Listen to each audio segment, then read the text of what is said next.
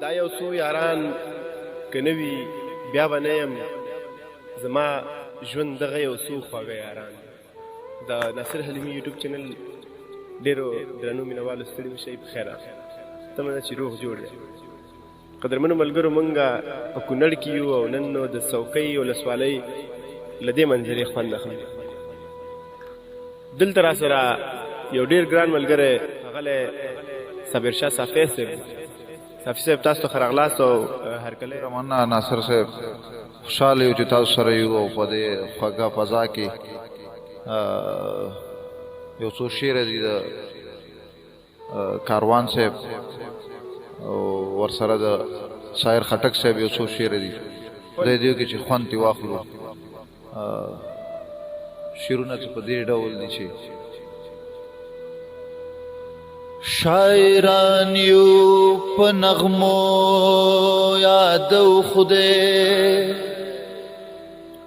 ښکلي ګورو په لیمو یادو خدای، خدای بلد کړو د توبو په ماتولو، غړپ کو په پیمانو یادو خدای. شیخ د کاڼي په تسبو یادوي خدای، مونږ د اوښکو په تسبو یادو خدای. تل کاروان د لیونو ازادي غواړو، پکړې د زولنو یادو خدای. ګلې تل د مینې لیونی په کاڼو لګي، ګلې تل د مینې لیونی په کاڼو لګي.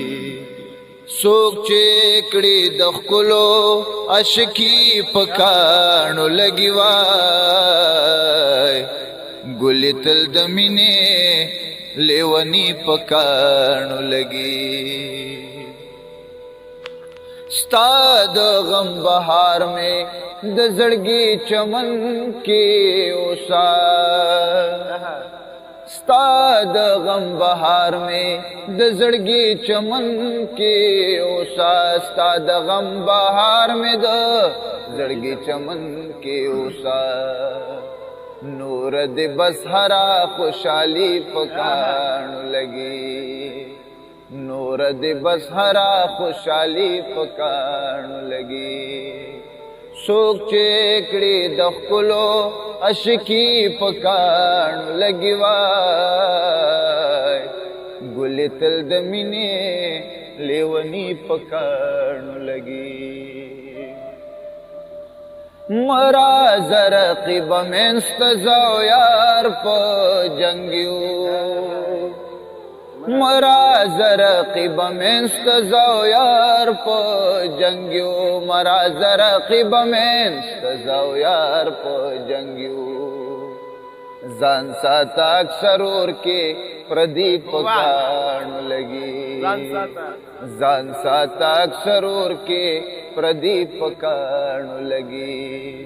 څوک چې کړي د ښکلو عاشقي پکانو لګي وای، ګلې تل د مینې لیونی پکانو لګي. هسې مې د سترګو نشي توی اوښکې سایرا، هسې مې د سترګو نشي توی اوښکې سایرا، هسې مې د سترګو نشي توی اوښکې سایرا.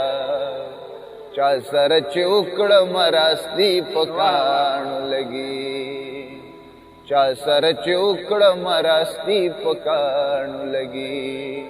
څوک چې کړي د ښکلو عاشقي پکانو لګي وای، ګلې تل د مینې لیونی پکانو لګي.